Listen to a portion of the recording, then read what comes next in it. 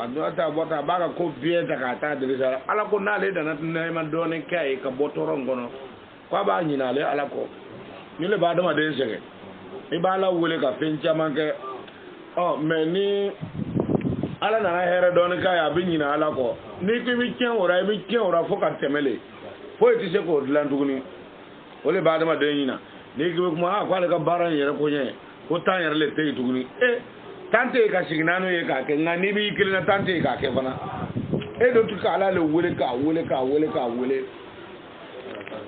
on fo ana ni na soro tante soro e fe ka baraka ora e ka ke wa tante fe ka na ya obu fam nga e re le bor ni ke ma ko tan le tale fe o do be o rd ma ki gare boye ya ke jogo pose be so e se ki kala wole ka ko no o ele be bangora ko tante na la kwa bana na dogo ya odo atuma mun ake ala odo ko na le here ka tigra mo odo kwa bi nyina aba yere nyina fenko atu fe mi wela ka koro atu ala wela ka songo kwa ba yere nyina obe ko yae donga abetini ako wajala ale tigra mo be blale ka barabara abeti wara bla barabara ko kala dala ye le ode mo ko so ale kon ka se ka fele an sabe ale mi fili ka wala dala ka sira kon na ako mo ma le mi na fo mo ole ta ma ta o kuma le kon ke ira da mu da be ko ko le ka ni ka fri aye kale lan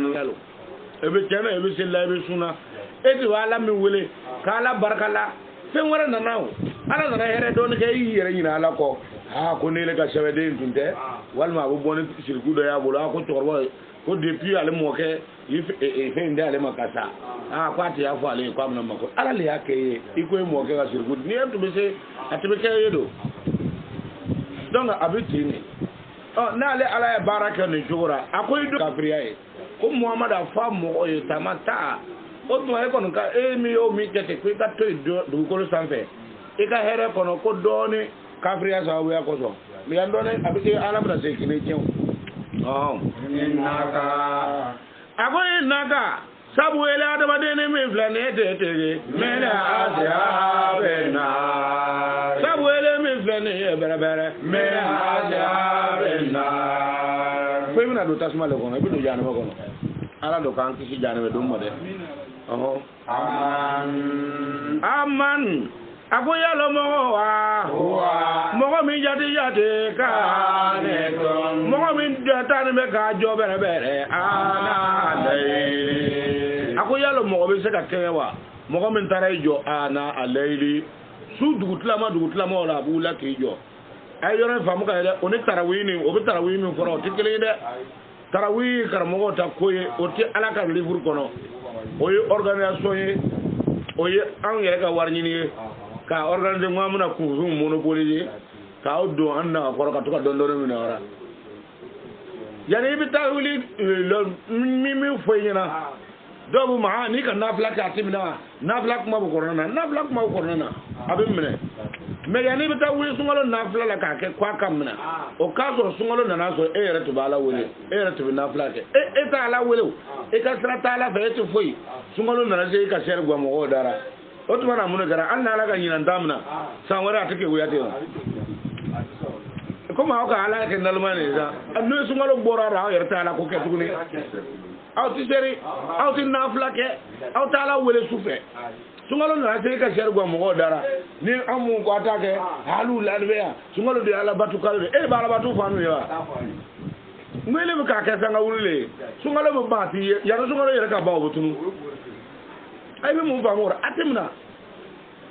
c'est-à-dire karamo ya essayer sungalo ko na mu mo organiser ko ndol dakele fe wala ne sungalo bana ko continuer nae me karamo na ta war no be oto yoro fo mo do ko sungalo na fla kwala ya fo atala ka livre fanchi ve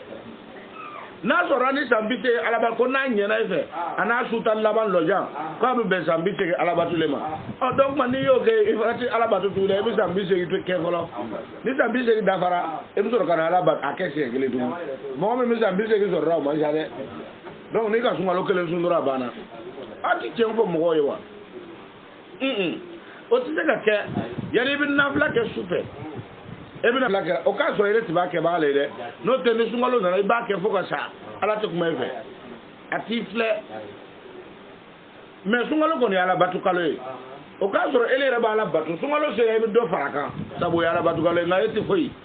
a dɔw yɛrɛ bɛ na dɛbɛdenni de b'a bolo n'a ye dɛbɛ nin ben n'a ye dɛbɛ nin fili ka taa dɛbɛ bɛ segin ka furutun ka na sɔrɔ yen a ma deli ka fɔ n'o ni san kelen tɛ a ma ɲa ni denmisɛn min nana a bɛ den ta ka bila kundɔn na ale yɛrɛ bɛ lɔ yan dɛbɛ miliye bɛ to yen mɔgɔ wɛrɛw de bɛ na ka na to ka lɔ dɛbɛ miliye la olu de ye dɛbɛ tigiya ta hali bɛ kɛ komi aw nana négocier le ka lɔ i tɛ se ka kuma ka taa lɔ yan fɛ ale yɛrɛ bɛ lɔ yan mɔgɔw bɛ na to ka lɔ miliya dɛbɛtigiw de bɛ lɔ miliye la i m'a ye n'a tilara a b'a kuru ni sunkalo banna n'a y'a kuru k'a bila ni san wɛrɛ tɛ n'o bɛ sunkalo kɔnɔ kuma na dɔrɔn a bɛ to k'a fɔ a muso ye ni muso b'a fɛ k'a k'ale ka dɛbɛ seli dɛbɛ yala ka na n'a ye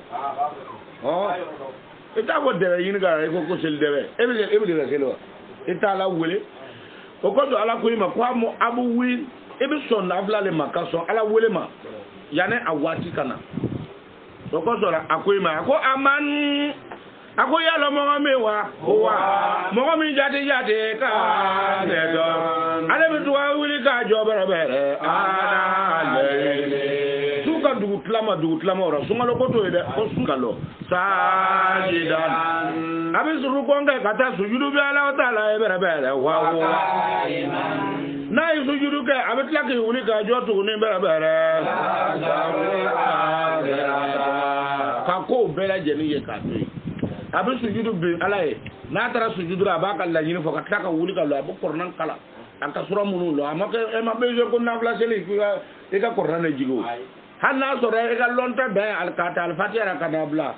tabatiya dale i b'olu wuli kalan ka tigɛ i ka nafila kɛnɛ wa ala b'a minɛ fana ka tɛmɛ mɔgɔ dɔw ta kan mun ye kɔrɔnan kalan ka jigi sabu ala bɛ dusukun de filɛ a bɛ cɛsiri de filɛ i y'a faamu karamɔgɔ yɛrɛ dun mana wuli o bɛ kɔrɔnan kalan kɛ ten k'olu ye kɔrɔnan kalan ka jigin sunkalo la k'a sɔrɔ nkalon don mɔgɔ bɛ kɔrɔnan lɔ an b'a lɔ a tɛ jigin o mɔgɔ bɛ kɔrɔnan lɔ fɛn min tɔ a bɛna tile joli de kɛra su joli o bɛ su min kɛra a tɛ tɛmɛ su 7 kan a yɛrɛ t'o bɔ parce que n'a tɔ tora su 10 o b'a daminɛ kurubi tuma o b'a dabila ni kurubiba sera o b'a dabila bon o fana o tɛ su bɛɛ kɛ o la o bɛna daminɛ minuit ka taa tila tora heure 3 kɔrɔnan ye hijibi joli hijibi 60 ale ni hijibi 60 kɔrɔnan ye hijibi 60 bon heure 1 kɔnɔ e de bɛ heure 3 kɔnɔ ale tɛ se ka hijibi 10 kalan mɔgɔ min da ka teli olu de bɛ se ka heure 3 kɔnɔ olu bɛ se ka hijibi 3 ɲɔgɔn kalan a kalan cogo la bon ne ele b'o calculer k'a bɔ nin na min bɛ to o de ka ca min o ye min kalan ye i m'a ye donc i b'a lɔ ko a ma dafa ala don fana ko kɔrɔnan fana kalan min baraji baara fana la tuharrik bihi lisanaka lita'jala bihi ko Muhamadu kana nɛnkun teliya n'a ye a k'a kalan ka a harifu bɛɛ don a don cogo la i bɛ to ka taasi a kɔrɔ la o de ye baraji ye nka kɛ e yɛrɛ m'a la i bɛ min fɔra mɔgɔw m'a la i bɛ min fɔra baraji t'o fana na hali n'o y'a kalan o cogo la o tɛ se ka jigin donc i b'a dɔn ko bɛ mɔgɔw de negera baraji foyi t'a la i yɛrɛ ka to i ka so kɔnɔ ka sigi ka baro kɛ n'i ka denbaya ye yanni sugurudun suma cɛ i ka wuli ka nafila rakan 1 ou bien rakan 2 min seli ka min fɔ ala ye o ka di ala ye ka tɛmɛ ni manamana nin kan d'ailleurs même yɛrɛ ala yɛrɛ ye nafila kuma fɔ ala ma fɔ k'a ka fara ɲɔgɔn kan don nafila kuma bɛ fan o fan fo i ka wuli 1 su dugu tilama fɛ o de fɔra ala ma fɔ a ka fara ɲɔgɔn n'a farala ɲɔgɔn kan yɔrɔ mun na olu ye faridaw ye mais nafila bɛ yɔrɔ mun na ala ko i 1 dɔw fana bɛ yen ten u b'o ni kuma u b'o yɛrɛ kɛ nafila seli la k'a sɔrɔ a bɛ san mun na a tɛ seri a bɛ san minnu o tɛ seli n'a nana i ka kɔlɔsi y'a bolo misiri la wa fa mu mɔgɔw filɛ n'a sɔrɔ o ɲɛ b'a la ale b'a wuli k'a sɔrɔ foyi o tɛ seli n'i ko ko e ko ale bɛ nafila seli dɛ n ko jɔn nafila seli b'a ɲɛna ye ni filinen bɛ wa ala ye taamasiyɛn dama dama fɔ mɔgɔ min bɛ nafila seli kɛ n'i y'a ye a fili tɛ dɔn n'i y'a ye i b'a lɔ n'ala y'a fɔ k'i b'o mɔgɔw lɔ ka ɲɛda cogo la o kɔsɔn a ko i ma ko y'a lɔ ko mɔgɔ bɛ kɛɲɛ wa mɔgɔ bɛ se ka kɛɲɛ ni mɔgɔ ye mɔgɔ min bɛ wuli su dugu tilama a bɛ jɔ su dugu tilama o la sajidan na yi kornan kala be sujudu be wa ka iman abe se tun ka wuli ka lo ka kornan kala kala wole ka ta sujudu be ko yala ko o be se ka kewa ko ka sura tiga mo ya jara al akhirah ya ba mo abaka fe ko bele ye ka toyi ni muso yɛrɛ b'a fɛ tuma dɔ a bɛ kari muso yɛrɛ kɔ ka tanta fɔlɔ k'a ka fɛngɛ kɛ ka sɔrɔ ka na muso ɲini daminɛ walima a b'o ɲini fɔlɔ ka sɔrɔ ka taa ko ka sɔrɔ ka na parce que nun biya ye farida i ma sa i m'a ye a b'o de kɛ fɔlɔ k'a ye k'a to yen o to bolola tunu misɛn k'o ye k'o to yen ko ka taa ka ninnu bɛɛ to yen ka taa ala ye Alahu Taala wele est ce que k'o ni mɔgɔ bɛ se ka kɛɲɛ mɔgɔ min tɛ foyi la wa mɔgɔ min ala ye farida min sigi i kan i b'o dɔrɔn de kɛ san kɔnɔ ko est ce que ko e ni o tigi bɛ se ka kɛ gɛlɛya hali limam minnu mɔgɔw seli farida dɔrɔn na ani ele min bɛ seli limam kɔfɛ i bɛ wuli ka taa i ka nafila kɛ i ka fisa limam ni ala fɛ wa n'aw denw nana wuli i denw bɛ fisaya denw ye hali n'a ye kɔrɔnan a denw kun ci ka kɔrɔnan dɔ ara i denw ka fisa sabu nafila de b'o kɛ y'a faamu donc a ko a bɛ ten wayare jo olu mɔgɔ ninnu de bɛ ɲinini kɛra bɛrɛbɛrɛ ramadarabi ala ka nɛɛma bɛ fan o fan ko nafila selibaga de b'a ɲini na diɲɛ na ani lahara olu mɔgɔw nafila selibaga ka wuli ka nafila seli dɔw fana bɛ olu bɛ wuli he ne ka wuli kɛ sufɛ han e dɔ ye fɛn min wuli kɔnɔ yan tɛ e ma nafila seli fo i taara wuli ka sigi ni kolojan dɔ le ka na maka ko ele y'ala wele sufɛ kolojan y'ala tɔgɔ le ya foyi e ka mun ka wuli ka sigi ni kolojan ko wurdi kosɛbɛ basilamu hayilamu basilamu hayilamu ko wurdi ka sigi a tugu ɲɔgɔn na ye jɔnni y'a fɔ ɲɛna ko ala tɔgɔlo a bɛ semaine minnu k'a bɛn wɛrɛ ye i bɛ ka kolojan ta kan jɔnni y'a fɔ mun ye mun baraji le a b'a kɛra baraji le kama i y'a faamu baraji bɛ se ka kɛ a la cogo di i tɛ se min kɛra baraji kama e bɛ taa sigi ka wuli kɛ a bɛ i bɛ mɔgɔ caman ye ten karamɔgɔ denw yɛrɛ la a bɛ tile kuru biyɛ kɛ ka su kuru bɛ kɔlɔsi b'a bolo olu fɛn fɔsɔn de a b'a wuli la a b'ale ɲɛna ko baraji ko lo baraji taara koyi ni ka n'o tɛ karamɔgɔ a murudi min y'ala wurudi ye a sera ɲɛkumu ma fo ka se o ma a ma se o ma don n'i ka dɔ kɛ i bɛ tan dɔ ta ka adamadenya kɛ ni mɔgɔ ye kɔlɔsi tɛ kɛ i bolo a bɛ kɛ i bolo a bila nin nɔ i bɛ adamadenya kɛ ni mɔgɔ ye tuma minnu na i bɛ n'i sɛbɛn fɔ ala ye o bɛ yen n'i bɛ tile kuru biyɛ hali sufɛ n'i taara bɔgɔkun dɔ barika kɔlɔsi de ta ka wuli foyi wa caman bɛ olu bɛ ninnu le wurudi kolojan ninnu a b'olu le yɛrɛ ko wa hali n'i ka ala tɔgɔ d'a tigi ma ni kolojan taara a tɛ lara kolojanw de ka di ale ye kolojanw de ka di ale ye fa b'a ta ala la su ka di ayi kasi ale y'i ka lauru ele tun ko kolojan ta fo ka taa kun bɛ yan yɔrɔ ye e bɛ tila o la tuma juma fa b'o o kɛ ale la su ka di ayi kasi ale y'i ka lauru ka olu ale i b'a filɛ ko arabu kaya no me ko na mun bara baraji taraw e be se ka wurdi am se ka ba wurdi ala be e ka mako la o be se ka ke ka so ala hinelera nga kana me ko baraji baraji le tara do buna ma ko ala to ga le mo fo mo de ne mo fo mo na ala be min fora ya onele ga o tikele ye o mi ka fe wo fe hali ka ala to diama ma ko ko jante ya c'est-à-dire kolojan ntu dawre hayan fe mi yoro ina o kolojan le bena ko ni ya le shen kele fo kwa kera ko mi ka ni wudi shen wata kolojan na ko le ko ni ka kele fo na to be ga abinya ana to ko ranga kolojan na di mo ma aba ka la fa tle ke ga ta sigi aba ga de na ki ka la do wuri kwa kolojan le do mi ka la do ma kwa kolojan ga de ale kwa kolojan ka di ale parce que kolojan ndro hayani mi mo foye ka wuri sen wa duru o be sen wa tan su kono ni ka kolojan sen kelen kana kwa kala ko mi ya wuri mo salwa do fle ban e be to na la mum be se ka atanta ka wuri sen wa tan ele ka ne kolojan kelen o ala bena joni so abalo ko dole banaka warala ale kamo abana di joni ma abadi do tigile ma abitene ay ko yanga jam mo fe ko de fo ba ata ila de trido kar sumuru ni lay armulay kar sumuru ni lay armulay kar sumuru ni lay ay wo kar ye ko jale wuri de yawe ay ya bu ne fo ko jale wuri de kar sumuru ni lay armulay bo iba fle mo ko to te abode ko raya fo ba David Jago de ko wakuli ala be yiriga alima bon ale ta ko na ya no be ale be la ko jora ale be la ko jora wakuli ala be yiriga alima ko ala be yiriga ala be yiriga de so no karam ga dawa kama ko le do ka ala to ko ka bele o ko ne re be sra tangala to di mo wone ni mo mo amade parce que ba fa to ma takete ka so ka to na ma ko me kono gwale o bi bala ele bala ala mne ka ala to kala mo ora aba takatana e to ko war ko bi indi lo ha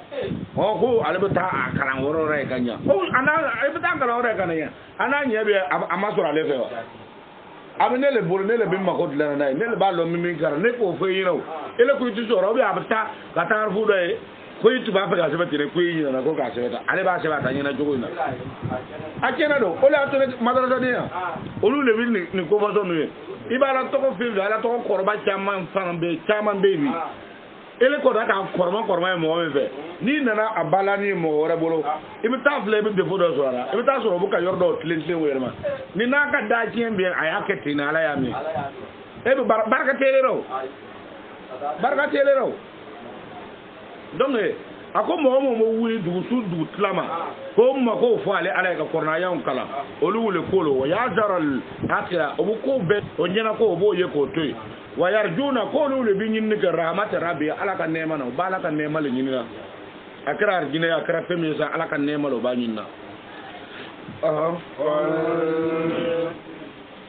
fal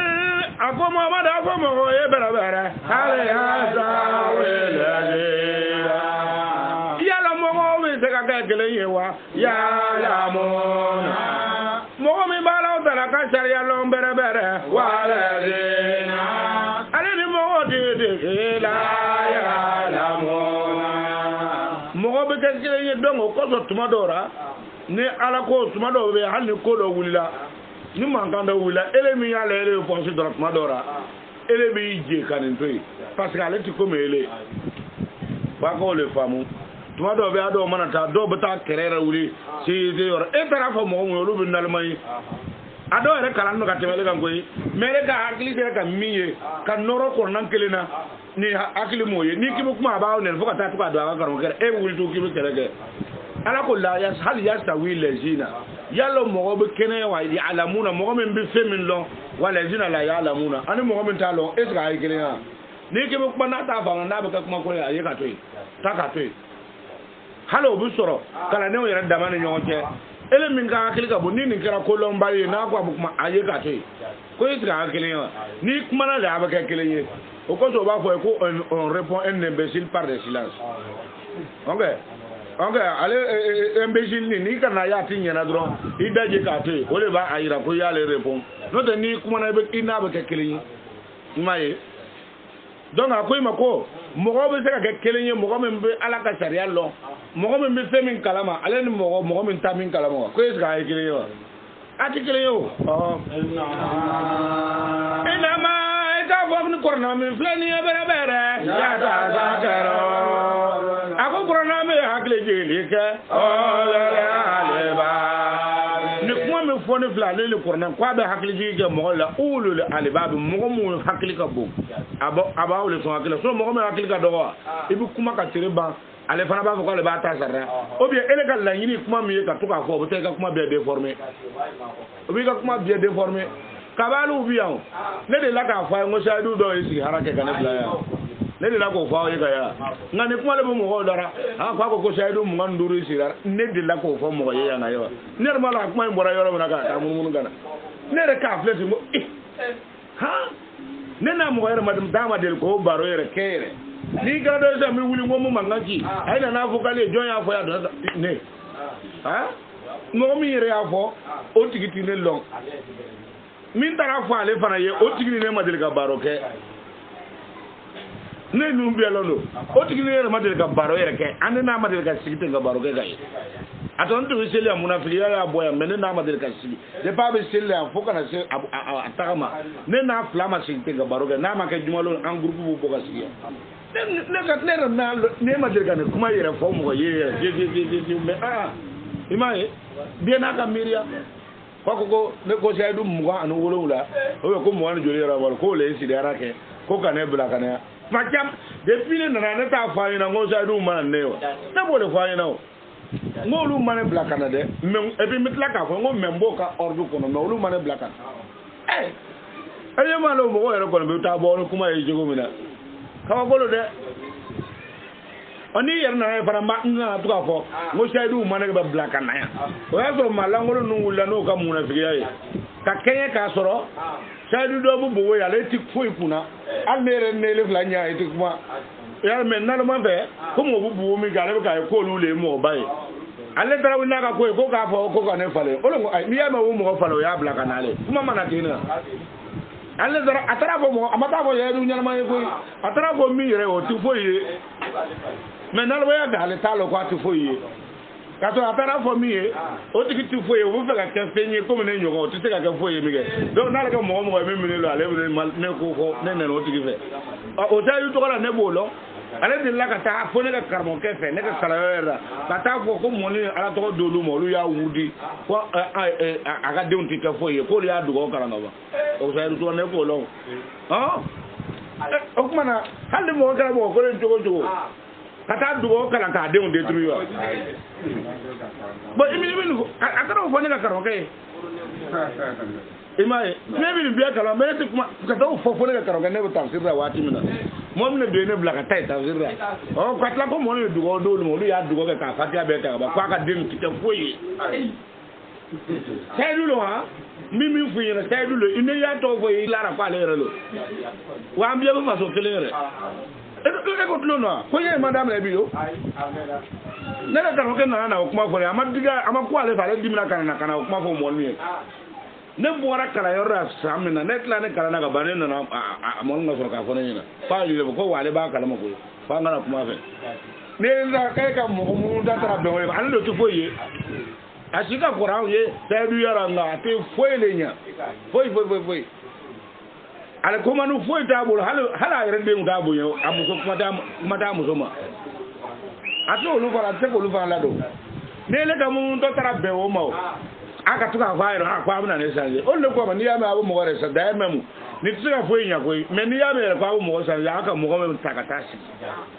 oni ni sai du bu kella kele no nganu kuma no le mun te ka tuka dabo de ko de ay ne ma lo agon borna ta yoro na okay donc o ko ton ala ni ya wo yete dro kana fo edu kuma ne le ko kuma je anage ele olu bi laban ke ko bo fi sa ne le kornan ko kwa otikele mo mo mbe e bi min lo e ba akona lo njogo na ne min ti fo lo ala ko isiga ikele wa atikele yaye donc aguma ko ale kornan mi refléter abe hakili jigili ke jone la ulu le alibab mo mo hakili ka bo ngani hakili ka do kornan ti ina fare ko do kornan ba ko wa ma huwa bi qawli sha'irin qalila ma tazakaruna ko kornan ti dong la ba ka kuma kan qalila ma tazakir ko awle hakili do yara akono wala bi qawli kahinin qalila ma tu'minuna kornan ti chercheru ka kuma awle kan liman ya ka do na ya fo ka loro na aw ba e ka do no de kornan to si ko to ya aba fo ko kornan min fle ya tazakaru aba hakili jini ke ulul alibabi mo hakili yara ka bon fana ka korbo encore mo hakili bo fe do te nalmaw ni ya lo ka dien ko do ya ba lo ale hakili ti nalma na saka la do donc kornan fana be tene mo hakili ka bono hakili mi se ko yere nafa kornan bolu le nafa ngani ya ko kornan mi nafa dro kana sigara hal mo makuma allon ko hakili ka dogo ni mo ko kornan ma dama ma se kale nafa kornan ma se ka fembe wala kornan ma sulamiya wala atika na ya ma atiki dara dro ibi se ga blay akuma blager na ko ne rele hakili ka do akorna ya be fo ka bon ngata kol muhammad lamina fo mo e berebere ya ibadi akonne ala tara ka jo tete alebe boni yore famu amta ye ko muhammad min fo ko amman fisaya sabu muhammadu kuma na mo kan kwale ka jon mesi aka jon le obi wa kuma na chokolo sabu o kaka nga to ale bolo mara kono bana na ka to bolo ko mu jon ya me yonte na mi fo kaka nga so hali bi na research ka kono ibi so surasu yota no lui mi fo ne gibe ko execution ay ba kele an no ko yota mo e bam le fa beta fa ka soro kana nyin ngare ke mino ay olu yo solidarité ta ko keka bla kelenga ima yo ka solidarité men no fa jogo na mais abna recherche ngaw o tabal ko ati recherche kede abna recherche ke car ni mu ne kede tarafa o bi ni mu ne ko ya fa ko ngatabo mais lo mena fora be barake ko no ala ti minara o ma fana parce que mi nye fale le afo min bi nye fale le afo ala tele minana yo fana ayre yi blara kun min kama sere ti me tumo o ke o kun o lonna hal na soro ile ya ko ala ko tere ne le ma ke o lonna fe were le ti ko fo o dewa awu ko no yimre ko we fa marfa ki se loni ye mu ile so bo be doro loni ye mo mu ndole do bo lo batra mo lo bu so ngi fa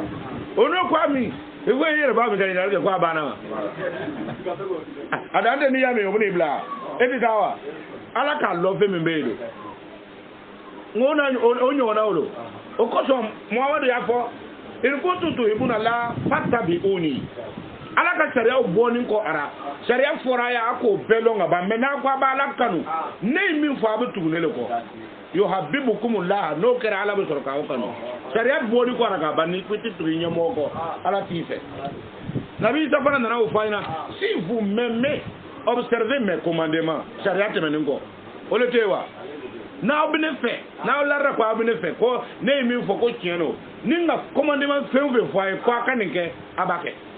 ah we antiso aduna ta aborata ebe o jama ina nyama dini siga le tora ebi sone ka se ga recherche ga ngole loni ole bena ira ko londo ele rebe ke lon ke bae ifana ba lo kummi kama ni be ke kummi kama mais institution ha karoke ala ka ngura diare o ko tora ko kul Muhammad lemina fo mo ye berebere ya ibadi ne ka jon ne Muhammadu ka jon berebere aladina alumino tete amayo alumino sona ka limani ka fara ne Muhammadu ka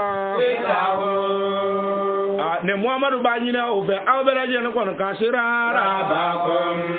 amaka Muhammad ka jon ne alle be kuma na ka jon yi na bora ko jon do ba miri ko jonya do en drono ni bi mo ko we gaba abo fo ki kala bolo jonya parce que na mi fo e beson yani ka nyayini ole ala bati ole ato an fana kala ala refe jonya parce que ay mi fo an ka ngole ke ala ka jon ay mi fo ibale ka ordu le kono ko to Muhammad ko ya ko ne ka jon allazina munu amunu kwa li madara ka farne Muhammad kande itaku alu kon kasirara bako kasira jala talanya akono kara nyuma ya ko ne berebere le ako nyuma ya buna ke mogo do leye asaro mogo mun fi nyuma ke berebere fe ayoro fa muganya ka fodro ele ma fu nyuma ke o e ma nyuma ke ya e na ala chema di ele be sa o bata ko be saraka boya pie galo karamo be ni be karama ngoni anu ga projet ni karamo ga projet le minu laben no ka se ka dodum no te tentere ima ya ko Muhammadu maya ako Muhammad afo moye ako asanatun ya famu la raka nyuma ko ni berebere le adena nabi nyuma ke moye la harate tege asano mo minu tunga nyeni yake fi ale donia mika baraka die so nyuma ina ne ala bin nyuma ke elele la haraka nyuma ko abo mole mo mi baraka dina e ma fo ke dina besa halo e die mi si bia fa e to haraka saraka bo tati ma ko nyaye wani re fana nyana ala bolo ka ba saraka yerti ma ko nyaye i nye min ke ino le bitala fe o le be ma ko nyaye saraka ne gbanza ne karamo ba kalamo ni ka karamo lo ko nyin ga ko se ko ma kira ko ka duwo ke mo ne ma ba o ma sa ibo nyin ga me na ya ta be sama wa o ba fo a gon ma lo na kira ko ba ke kira ba fo de ko wa fenke kundara wa ha o te ga jogo nyuma o ti jenyo akwale arabe nyuma yake mo ye la haraka kumbe ben ko nyuma na ka ardine dima kay blan lafiya ko no ko be ka mo le mo min ti nyeni ke fi haji dunya dinya ko na tare bolo wa ardulai agalo ala taraka duma ko ko e wa duma ko yere no kabla fa bela jeni fa donc ko so sura men nyuma ko ma an la no out ni frontière de frontière de ala ba ka kuma le foraya ko ale ala tala bin ko aw ka lo ko ardullahi ala ka duguma ko wase atun fa yerken no fambe ay yala fambe ka ala ka sharia fo o ko so frontière to karamo fe karamo nyuma ko wajulu kela awle kon ba mérite dro ni mo gonte ni 40 ba fe ngale reto mirla asira yoro rabu do fo asira yoro ka do fo frontière ko tara fona ta ka chaka me wana ta me abu mo nyini mi ba le tay me about tan vana me na ka fo ti ba fo ayuna hanna da nat le gele ma tara donc frontière to karamo fe lor ma o be fama fe ngo fe ko le bo nyi ni ko ka karamo wala ima ni karamo no wula ko bo karamo wala mo be ka lor ma ko ci ko dora na kere wula ti dan fama dora ma avec kere le dugu bie adanga ka bon sabo ala ko ma ko ala ka dugu ma ko ka yi wallo ko sebe ako na ma e ka bo ni mi plan e bere bere yo papa na la dora bi sara le ke azabero mo sura ta sabar ko ala bo ka sara dafa ka doma ajira mo ka sara o bela yen mi doma bere bere bere hesa halin to nyinga ele yimanke ele ni kay tay jole ele ni kay diena tay jole ngalin to ko le ba sara ka dafa ka doma ne min do ma nyumanke do ke sana tin nyuma soro kol ako mo mala mi na fo mo ye bere bere na ma ini akode Muhammadu o mere to felo amru bi nenya mariara ordu dirane mabbi sake ikalo akalo ko fenole tube ako inni ne Muhammad o kone o mere to ordu do na dine Muhammadu mabbi lo ina bere bere ana abuda ko ngana fele batu bere bere ala kuna kera ala keleye sake antu bi fenole nyon feke ni ya ile kuma bo fora ko tuma o ko sa fara ko korna min nafake o lole ale babi mo mo akili ka bo ngani ya akili ka do wa etu fo yire ko Muhammad afo mo ye inni ne umirtu ordu dira ne mabi abo fora ka sara be sambinani ay sambinani mi ke ka ta del ne ma sambinani ngani flamur do le tu nyon fe ati dugu do le kono wa la da ndo dugu ina wa o ti barake nyon fe wa mais nana ko bi ko ordre courant de drainer ma bi ana abuda ko ngana foyle batutuni Allah afuna kara la keleni c'est que antu bi fendo le kera mais ordre drama bi ko mais ni kuma fo dakure de ay Muhammadu doya azunata adobi ya ne Muhammad le afo fana o yu valeur le diye alema jama banke ma ala ya kelen soaji ka fo ko akana ne ngo yu valeur de badale na yeko ko awola na disi noro tubara Muhammad disi ya ne opere ka keta ala be sega na baganu ma ko anu ka kesula me jogodi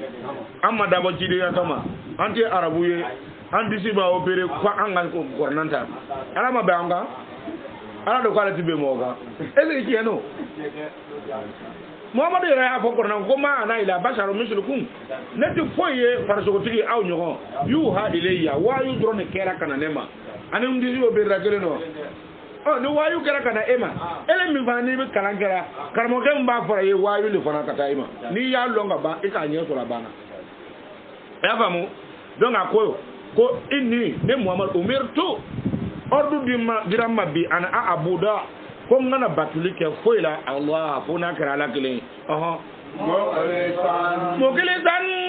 akune Muhammadu ka ngako belaje ni ngani ya belaje ngbe bere bere dina ko kanna dina no inga taka bolo yede laho ko ordu dirale ma kwale ka kono gbe ka dina begbe Allah ho ka di olema ala titani sontu ngol Muhammadu bin lomin tlema ay jomunu karo ama ko amoketa otuno mais Muhammadu tumara me jambol no Abul Talib yow ngo ale tene tibi joni so Muhammadu maka dem sene be ka le bolo ama jo so ko nyimi am de sen so ayra to ama jo so ko nyimi ay sawar mo mo de join tigi ya sira ma lo mina ka kaya ta so korna fa na ma wato chen ni be fatura ni tunte alle tiga ka atigi ata o ko so no ordu so rabolo ka karno te sariya tin nanaye ikata mo ka jo karte Muhammadu ya ka sariya ma so amawo iti mo mun ka tona ati fangele fe ibi taw wajule ni min limaniara abaka jota na e ba jeni ngai se ka ta mo ka joso ka karo sara muhammad ya ka sara bi jeno yo adon atra jonu sorti ko karga ababe mo ka abele mo ka atriyale sirama ako ja al haqu wa zaaka al batil in al batil kana yawga ko cenna na sa atriya sirama le kata be ale fana ka sambina ma ko cenna na bi ay jonu kare takma se ka jo kare mo ko bu ma ko aya da boare me na jo so wara atriya be ne le bolo ni ne ka fenne ko no be min ko ba kene la aw ka da na yala jo so la fe ni jo triya sira mima na le min ka wole bebe na kwa bukuma har na bi jonu maltraiter na kwa bukuma ba se ka suara alara le la kuma amala alara ne le tay jo ne le tay nunu ye ne be barakarate sharia min fo ole ni yayi donc sharia ya fo chugo mena oluka joko kono ne le talo ni nya so jogo le bebe ni nga mi kara ole bebe na kwa be mangaji abne kela join kana auto de o da yara kwati kila no joina ko malu lan bara abale suwara baba abale suwara donc muhammad tay nana tere o ko to akobi ordu dirale ma jotigi yati serama atiya serama atiri jemi fe amandu so dumo anda be jamake akwati so le ma kana ko ni yo fodro ay rasulu do ya ay redo sebeni ya do ya fo na sere am ni ma anga panwa ni haya mbwara korna ndafa ni ka korna complexe be e ka nasi ki ma ko doke ni haya mbwa ni do ya sebe ka mi e fana ka mo wadnen apasi ka sebe be tele fana ni fana ya sebe ka mi o be nga ko ya e fana ya nende anu ya korofo mo e ele mi ya sebe ka ko ka mi ele ya sebe ka ke yer ka tabule ya bi kan muhammadu ba yira e ka nen ama ba ga donc akoy ma ko ale kerati ko ale ni manera ale ordre dralema ko ale ka na foi batu ni ala kelinte muklisan wanale ala batu damne ta yoro flata ale la dugu meta yala karamo do be hali sini o ka dugu da sire san kono sengelo o ta jo sona ne bo karamo lo ne bo karamo do la babi je aka jama'a yo bukinale sango san abata o ka dugu jo ba sona ora wa karamo lo ya na atoko folo zira bafo hali ziga yere dara wana pour na kana kuma medo ko kono lete na nyo ndawa na mbi o beba mi ko kono lute ngoro ga min lo ma sere jo fo mo tora o orla ka filime ka jima aga dude ka tora o ba ke yo ka filime ka jima wasa ka no bi de fa be tan lo ka kuma murba do lo yande murba lo yan ko sebe re ya abiya an ni en aminu wati min dabiya ababiya ba ibn fa mu jogodi muhammadu ko le ko afora le kwale kana ta yoro flaka to mukiri san la hodina kwale ka dina gbeya ka beke ka di rasul alama abana wa umirdu ako wa ordu dirane mabbi imaye ko wa umirdu ordu wara dirane muhammadu mabbi bara le ana awona ko ne kana ke foye to ni de awala le muslimin kon kolo ka ke sulame bi atubu mule ga koro atubu be wara ka koro do ko ale nyamare ordu dirale mabbi an akuna ko ngana ka foye tuni awala folola al muslimin ne ga ke sulame wala foloye sake akumana ayi wolo ayi tambina ngeke atubu mu fe onera kwa fora bile kwa le ka ke sulame wala foloye atubu du fe ndora do oti muhammadu ka dogoya o rasulu ka bonyele ka ye kwa tibi mina kafiru ya toro la ka wele ko muhammadu al-aminu ayre ma ko tum ko hal kafiru betu muhammadu wele ko muhammadu al-aminu kafiru muta ko muhammadu al-amin akora ko di ko muhammadu ko an ga dana ya mo kafiru muta ko ma kwa ka dana ya mo yoro naka joku nguru kalfante fa ngaka fe do kalfane be ma ole bata wa fo ma kwa le dana ya mo no de kafiru atala kura to fo ni na ya ba fo le ma kwa le dana ya mo le abi jenga ko le gege o ko to ni ka jotigi ni karamo ye ina fo mun tiyo ka mo luka ko na ko fela na kata jotigi wele kana sigi katla ka to ka ma ku ko luka mo lu a ko lu tara mo lu fa hydro pa ka misi sanga do lu mo aw le mi jo so na ido no ta tike o ko ya ne sa wore ka ba ko luka olu na ba ma ko ka turi abakati na kafiri ayra ko jotigilo fokat la ka mangutu ko jo ko aka joyi kaba ko rede akera ya no ko kono ba bula do ko lu tara mo du fa mi si sanga do ma jo mi si de bon Muhammadu ka mun kalu rasila a ko fe mi mande ale re bora fe mi na atoro takuno nya mo atara sukere abe seura oyo ke yan ka ke man kan foka kuma ne parna na so ko ne ko sebe o ka kuma mi kwa ya ne ne da on ndori aw kele tama ni nyogo me se gala be dimi aba carte détruit on nyogo tama ne makela tema abe dugu détruit abe jamana détruit ni nyogo kele ngama muna ne da on ni ya kete ngaba ngambia le sendo na kera ambiya de na kella de ni ya ke ka dai kele ma ima fo gbe ka mo ma fa mo oyi e na ala je na bo ni gbe ka ambiya le semi kera ambi den de hali shini ni mi ya ke ne ba den foni ma bo foni ma prevu jonyon so ninga prevu jonyon so ti to ide nse ko mi yembo ke hal ni mi to ko bolle ka to ko abana abu fole na la so na ya ti so ma ko mi ka ko mi abu fole le mi ma le to ko bolle ka to ko la mi no ko bi ken no na wa Muhammad ya adeta ya de kwa fora kwa le kana foi batuni ala kelente seke antu bi jena ka fe loke atara laba ko afora ko awardu dral mali an akuna kwa le kana ke foi yebi awwal al muslimina ko fosla men folo donc otu bi fendora hakoro otu ma atu muye donc sharia bo otugo la akokol Muhammad le binanya ko mo ko e berebere akoko lo ne Muhammad me flek ye sabu ne bi sram berebere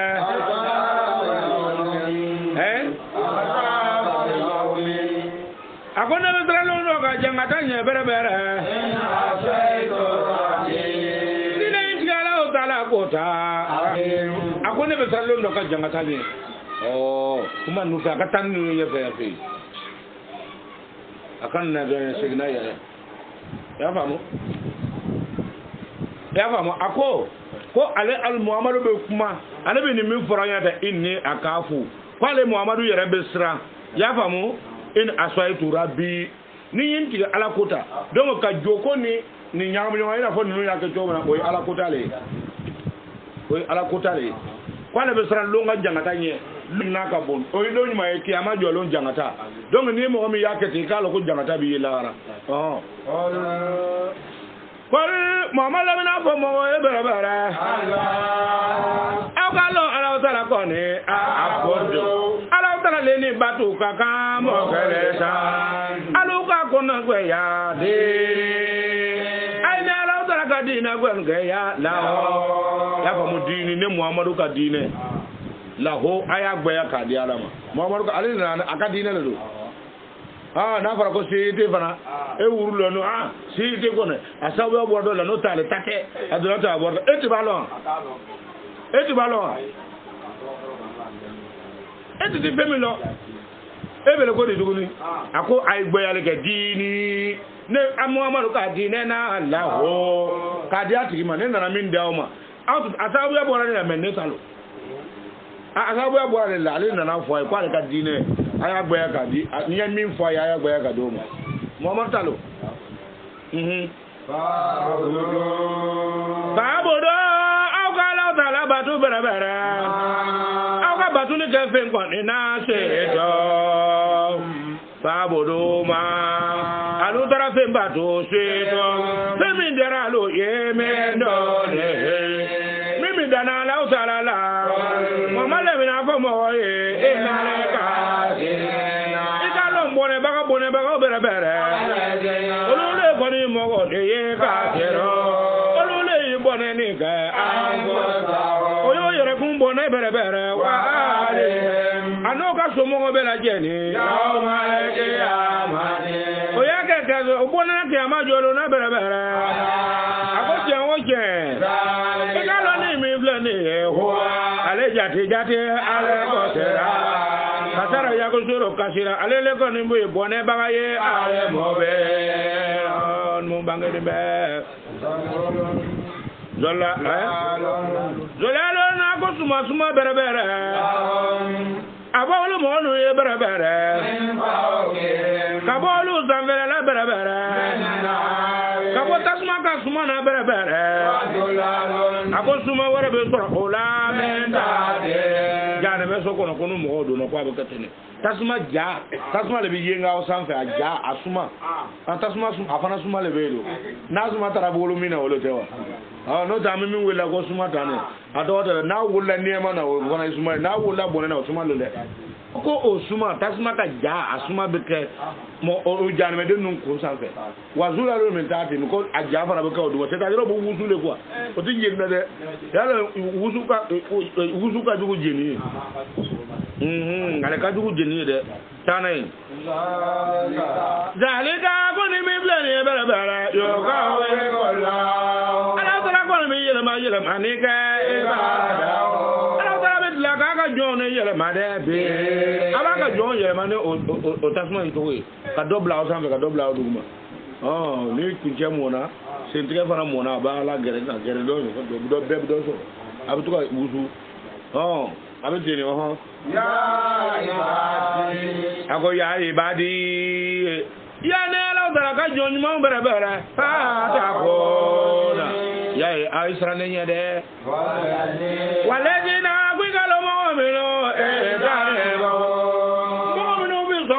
janya ata kuno muzongo yoro janya ya da ku barau sitana barau ma berebere ka fo lutna fo ile lutna songa sitana bara ine batu berebere wa anawo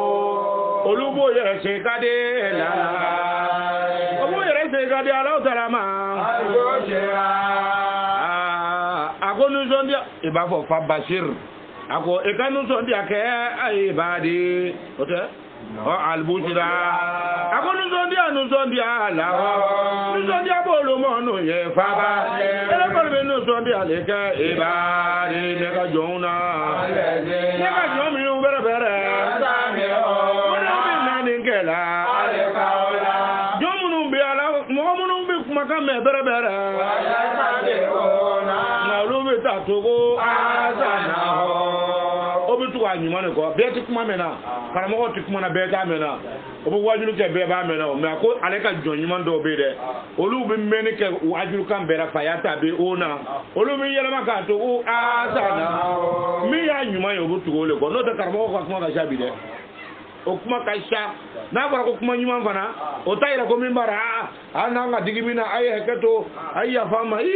ha kira ko kwanga muso ala kira ko anga nyongo sutara kira ko anga na nyongo lebu fo ay ha ko kira ko anga na nyongo lebu fo ala do buka biya to sebe akwa to kana fo niki bu ko do ma no hal ni ba fo ikana foto sa iba afle ka foto mo ay naga min lo ne bole fora kura to kura min dara la amne kala ne da ke ninga na lo tuna to kale fo ne to min lo ara ne bole fora o tike ya ke juguma ne velo no de na jara o yesi ado be olu tikisi de olu tin jatire ke la se ke mama ni biye to ma doara olu na ke ya olu tikisi na jara ke mama dora bana fo ka yel ma jula kana no te no mo jema olu tikki ya se ke mama ni biye ma doara na to ko fori be ke janme te da gra bo fora sia kamina de akora ere to ye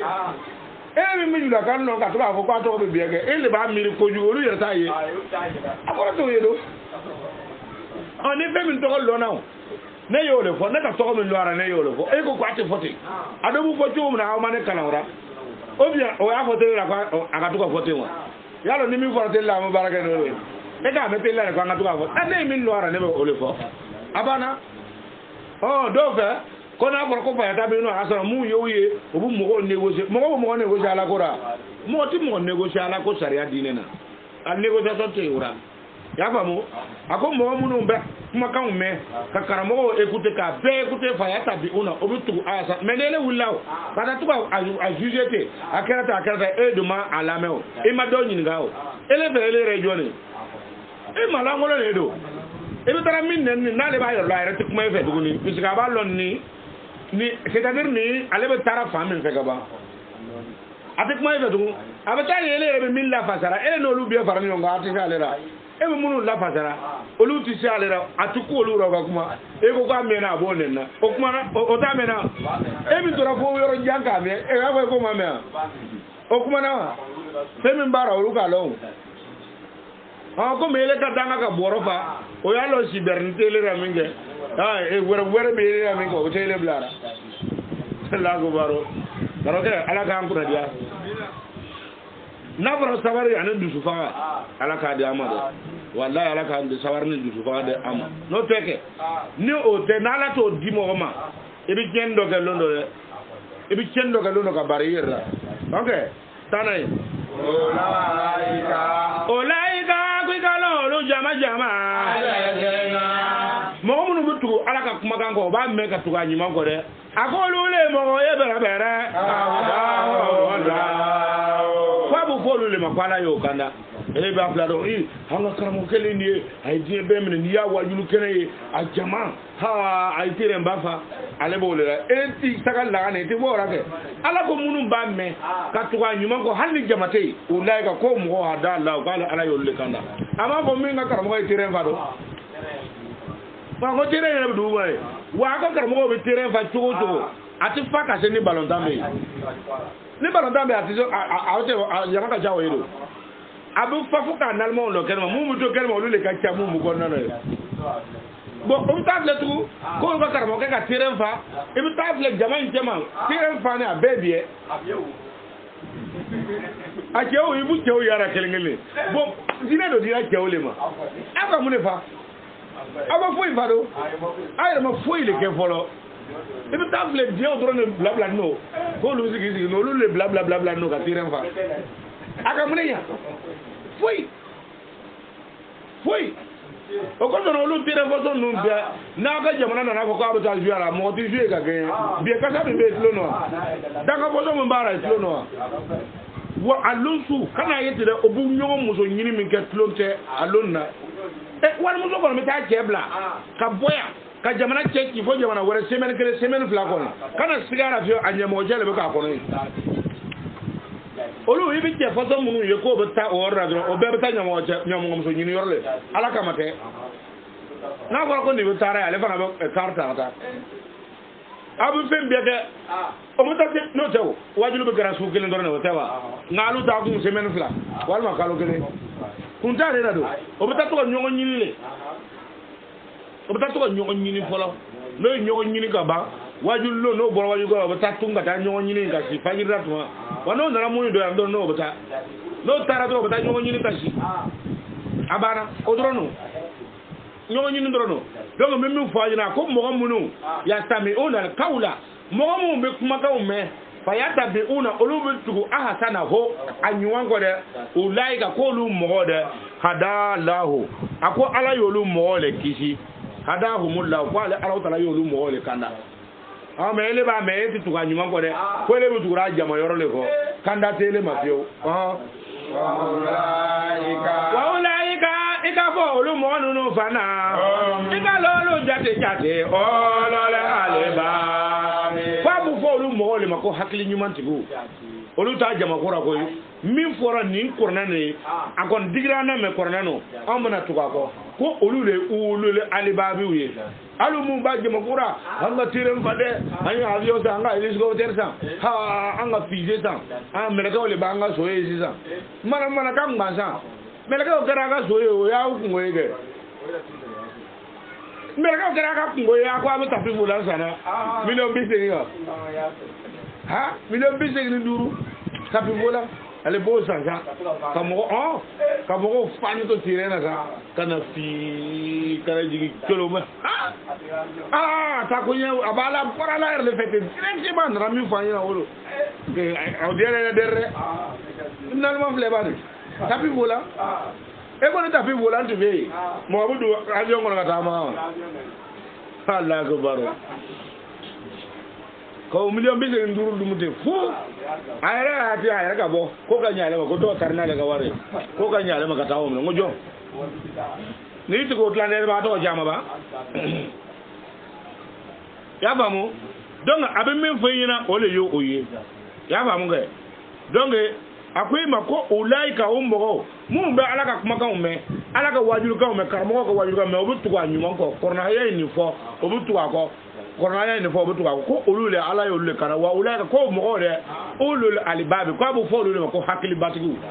hakili nyuma ntigu le bolu oh afaman ako yalo ina bo mo wa haka kalimatul azabi yala le bi sega kenye wa haka de kalimatul azabi alaka janga tak ma kan kera wajibiye ale mo so ngatuka nyuma ko ale ni munu ko tara hal ni ay galon tiga mutuka ko aka jama kan ta ni ko haka kalimatul azab alaka janga ta wajibiyan be olu mo makaba esugo be sa ka kele mo mutuka alaka sariya ko patika kele no na ya tabata aka na jama infle oyi jama kete ha gouvernement yere sonaye gouvernement ta son karamo e malo ko janame de no mo gouvernement est politique do adamna galon alaba galon a millier jamfa duma ne kan yara sila politique damna galon millier jamfa alaba galon ana brako oni gouvernement no tigile benawo alu yere fe muno gouvernement do foka taburu fe olu to tato ele bi tato e ka to olu ko aka karamo ma fo aya ko na aka karamo ni aka fama gberni yo ko kira ko aka na dina nyin ngara ka fe do ko sabu ko kafir lo ngale do bi ngale bo kafe le mi so da kafe le mi awu be bori ni ki bu ko kuma ga bo akilima ngale mi ya fo dale ro bole ya go hakil le bale da gurta le didira do ado ya na ga bo awu hakilima mun ya fo atika to akile ya ta fo ala yige o dewa kawo kolo de nalmaya oko abu folu mo wala mako hatta kalimatul azabu jane me do wajibi yara kan ga ba ni kuma to ko ale be do sor ka fo ha ko ka bu akilima aduna ta bor ni ko kuma naw na ya tinya do ma hay mo ko yara ba nyengo yara ka nyengo ya ka mo lege ko ka burufiye anyati na lane ka alire ya nyini ko mba ya tna so o tewa parce que akala ni sirai anno bni bugosa abu tukma de be pour ga dabure ke no ko mimba amna anni mi mu bo ko ka bo fo ka burufiye ha o tna so oh otila na son 2004 antara anga semaine kelen complet biege na antara ko atara dura carte voisin de ko kwa be mais wa be be semaine kelen complet so ma meta téléphone meta wula ba meta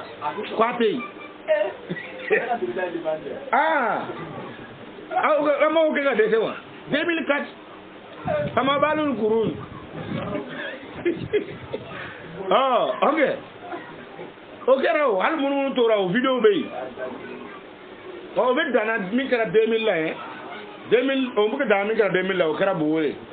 oh o farna na kana folle ke lu kono ana kana foli ke mi mo duna na kana ifo ikanga buwe ma tegi dama na o yera ka mo ko ai ta mi ko raw yo o ya tine wa ko yo de filme ko bla ya fartara do ta borda ma yera tara ya ka kuma mu fo ma hakili tigi ba fa mu femilo be mi kuma no gono ke do ka kuma resora ako ko aka iti ko kuma ntura ku ga kala fe mu fe sawo ko ni ko ni laila me ro ki bala ko sula me wolo ko kuma no jengera ko kuma no amada ala batida na foli ke lu ko lo na ama kuma mi ko re drama ko kuma ta le ko na ko lira aka kan ka se ka sa boy ma se dama parce que dunano abe complet be anga ko feke oh mais olu yera fana o fana ya filme o mi so o taratike antara o re ka soro ale le intéressant fana ya no ta na mi kere kuma yera make foi be na ma nyingar ke foi ko na fo la ko fo di nyoma ka sra nyini hal na yera tiale do ara yeti makun na fa gedu na fa mi yoro na o le ni te da olu buka yo ba yoro mu ka dro ale le wulla ka ta fe o dro ka me mo ka ta mo fo ka ta fo ka ta kuma fo ama kuma soro ka fo e yere fe jone ka bu e yere fe jone lara yer rasula ne mu wulla ka ta ele fe mo lara yer ra hali tentu mata soro ne fe abu fo ne le mako te fare surtout ne tara ta kuma tu e ma kuma e ko kwa tu ra ku ga ko ka e jo jugo ko ala le ba ko nyenyelo ko saba ko ba le ko pa fu ko diam na se ko kerja na fanga bemna usa ko akono kuma le ale bo reversion ka jiga ka aka daji fatura ku ko ka re ko jugo ko dire ka video depuis 2000 ale fana kera mo ko bon fana mi ra ko sisa no de kala depuis 2000 o sa mo ngane ni yae na mo fo asona ki reçoit atitla ka tifo ki reçoit 2004 angwa meta lettre blara ka ta diama ka abu kalo kele bo am tara wa yulla antara que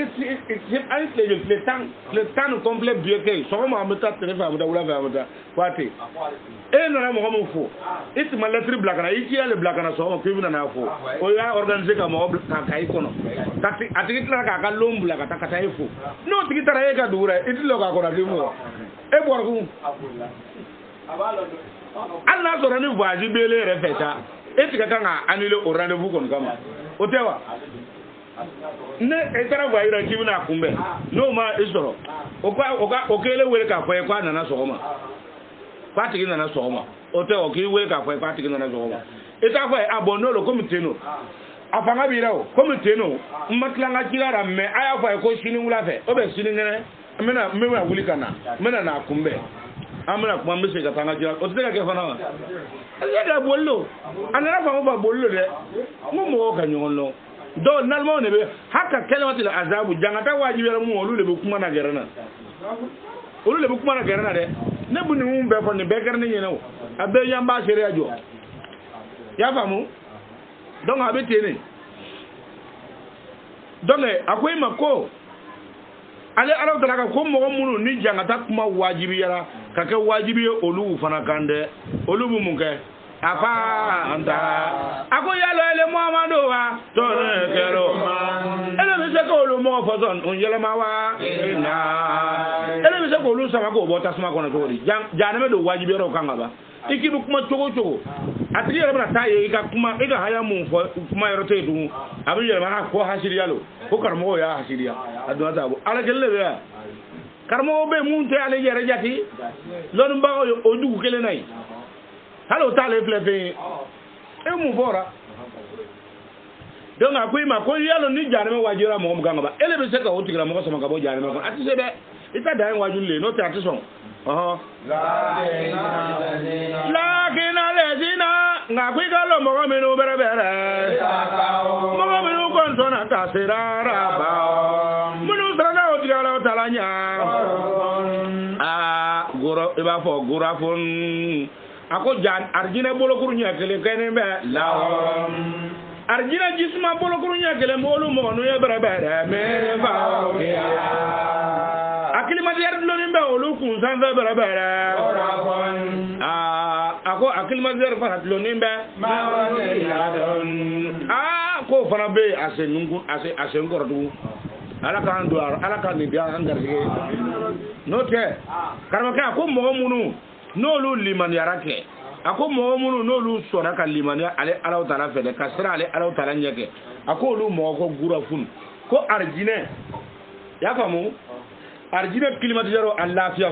de lafiya fitini ko ado ko o sanfe a climatiseur bo sanfe wa gura fun ko ale ni fanga mabni ko abu ko o duguma fana sengoro ko mina ko jana fun den gara sanfe ni sengoro ko arjine fana be kete tajiri anaro akoko nyobe tuwa bole menda ya ebi ke sanga so mina ko ale ala ka konye obu bulbula koro fambe jardin asumanno sangano wati be wa adala akwale ala tara yo laidu ta lo adama do ye bere la yo klefo la o akwala tara te yo so le ke ale me kwale ala yin laidu leta ni min tara do jare mena ko be kete ni min do ajina ko be kete kwale ala yo laidu ta anye ya famu akola yo kele ko la ala tara tana yele mani ke ale me ala ta ka laidu so so de alam tara amzatu sifamiya ako muhammadu yalo ele malowa ala e malon ka fo ala tara ko ni akwa ala tara anzala ala tara yijili ke bere ma ala tara yiji do ke jige mi sama ayaka jiji ka bo sanve to na me na atara fo ka ta jin don te de bena ay jiji kata ja edu ko jani na bere akara du mo ko na so me dara jento e ko ya bere ako jimi tla kana bo le ka zara avec la ka balon do mo bere be le jini e bere mo ko ta le ba le wa no ako balon do be fo nyo ko de mo ko ta le ba le wa no bi bimbiri ale ni nyoti kelenye mogo dale ba ale wa kasro sanyi kelene ba be fale mogo dale ba ale wa so so ani tigene ngoro te kelenye mogo dale ba ale wa kadu ya tro ji kelene bala bela jeni fale mogo dale ba ale wa kawa ale ni bimbiri fana ti kelenye mogo dale ba ale wa kaduya soro sanyi kelene ba bela jeni fale mogo dale ba ale wa no kwale abinu fale te shoble ni shogwe kanunu fale ka be fale jijigini ka bo kwale le binu be fale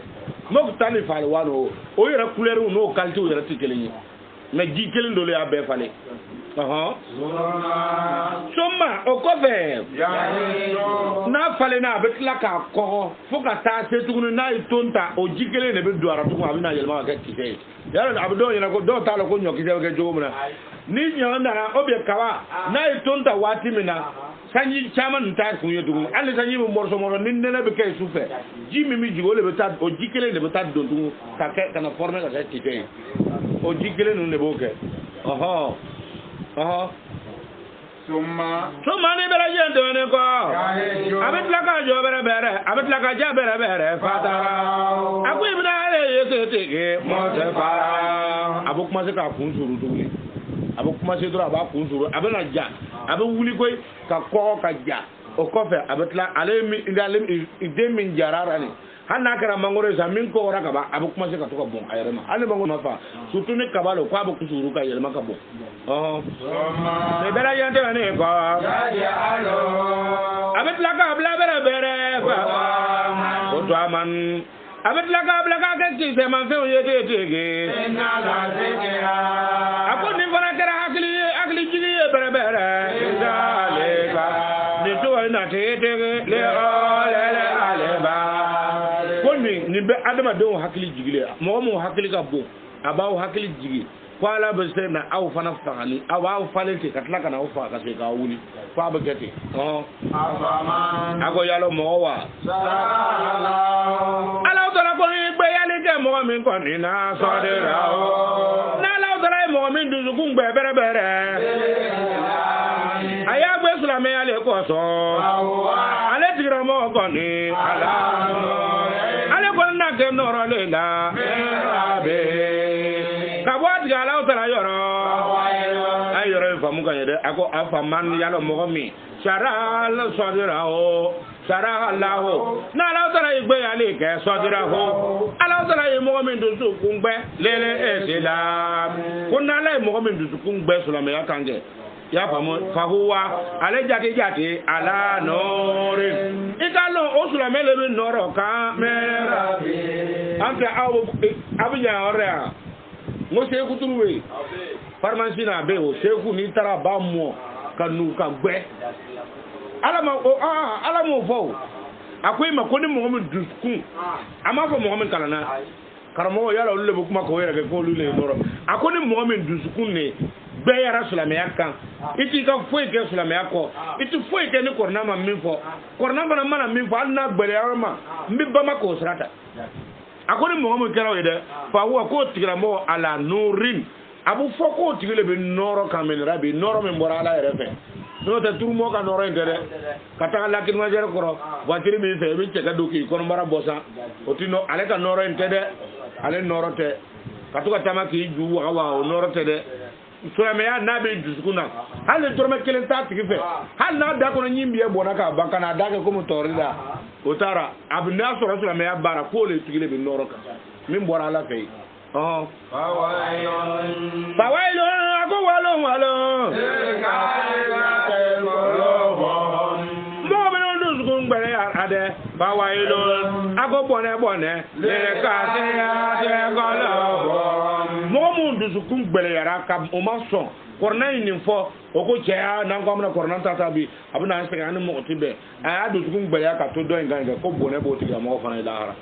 ala kan ki shoma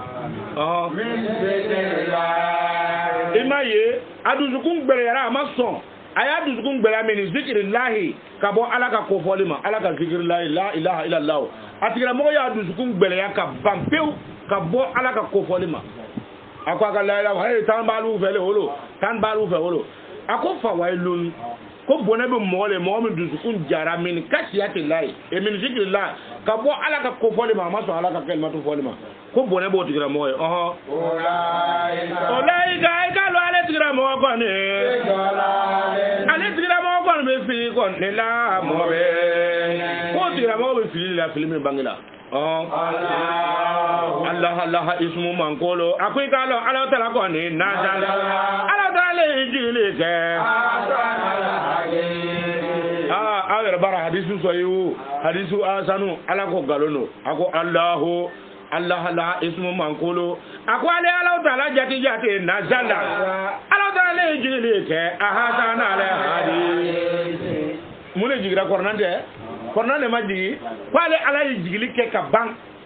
yana abuna ko hadisa soyu hadisu mu amu akada ako ale ala taala jigili ke ahasana ala hadisi ale yaka hadisa nyuma jigi ka ba kita kwale yaka kitabu ye korna be alo be korna ye be ka korna kwale yaka hadisa nyuma jigi ala ta nyuma karamo yere jeno ma ko korna ko ya ala ta ye ko hadisa ko Muhammadu ta ye Muhammadu na ala le jena ka fo ya ko Allahu akalo ala taala ko ne na jala ala taala yi jigili ke ka ba ahasana ala hadisi ayaka hadisa nyuma be la jen jigi ka ba bere abela jen gara kitabu kele ne ye ya famu akomuta sabian akitabu nu fana kwa kuma kan be bobon nu nyoma hadisa be na korna kuma be bon nu nyoma nabi isa ko ala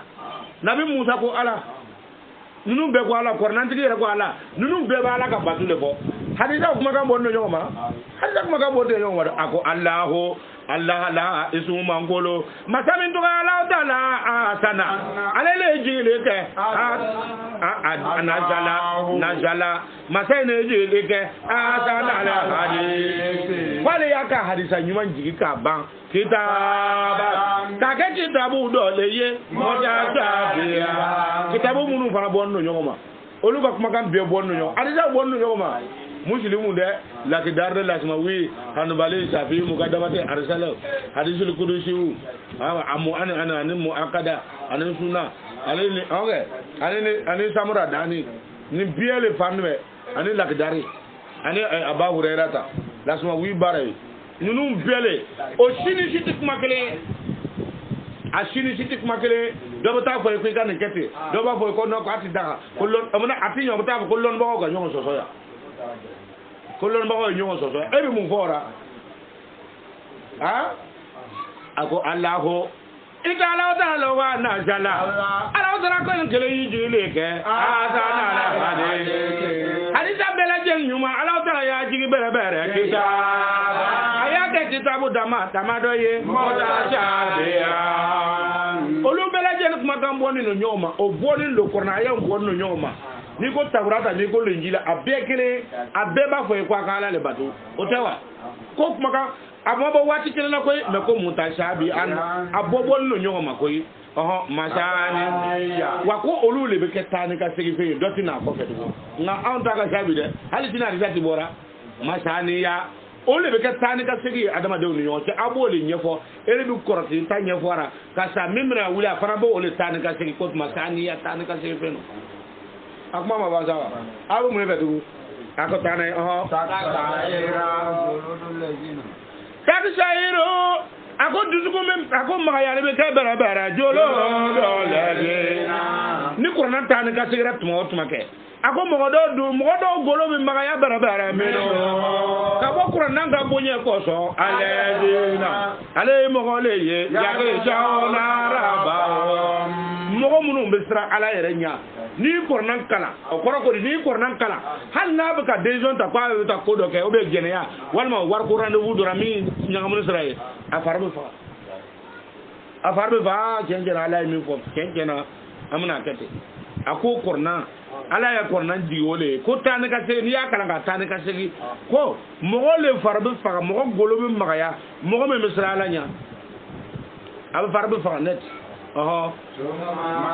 soma obere yendo ne ba so ako mafantiyali bi tila ka kɛ bɛrɛ jolo dɔ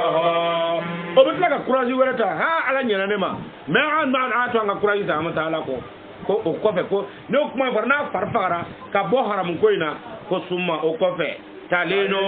a bɛ tila ka kɔrɔta le kɛ bɛrɛ jolo dɔ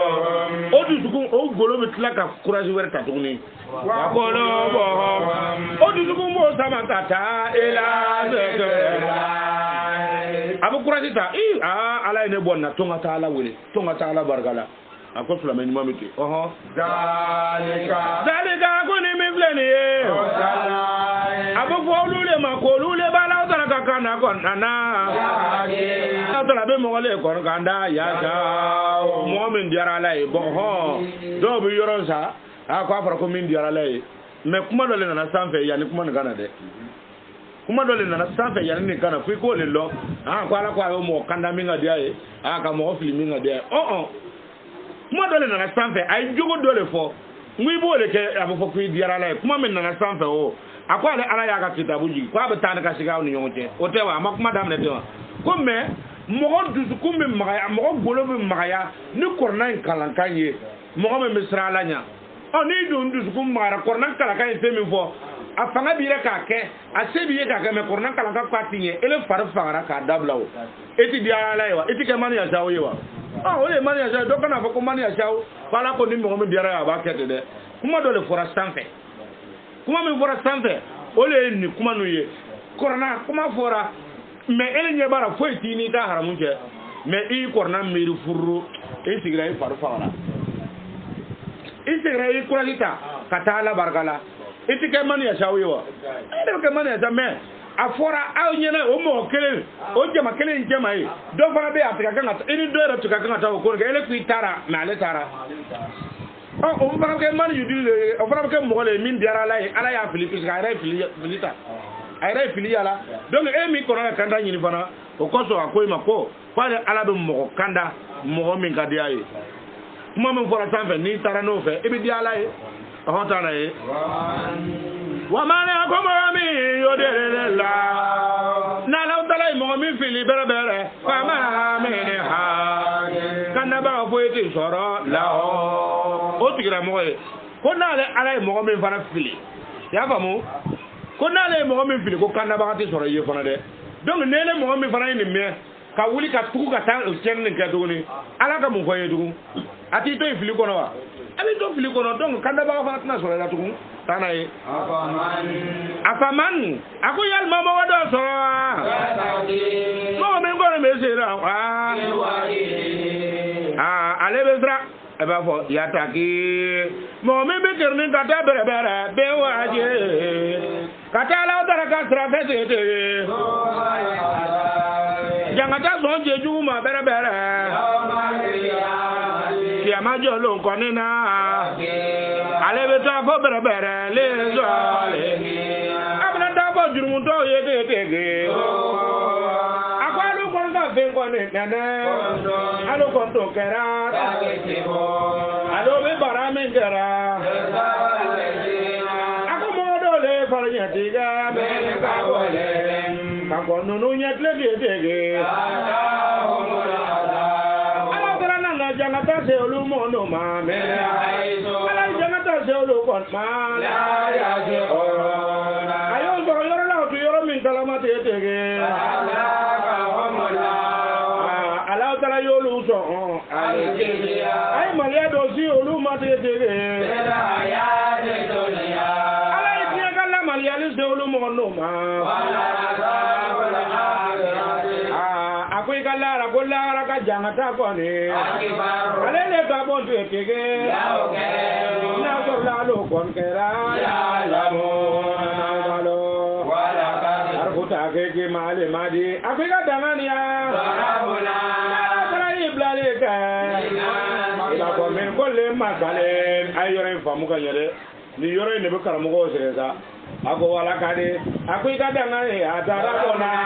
ala y'i bilalen kɛ min kɔle masale ala mako bɛ fɛn o fɛn na k'ale y'a kelen kelen bɛɛ kuma fɔ donc ni kɔrɔna ma min fɔ ni karamɔgɔw y'a fɔ ye gansan no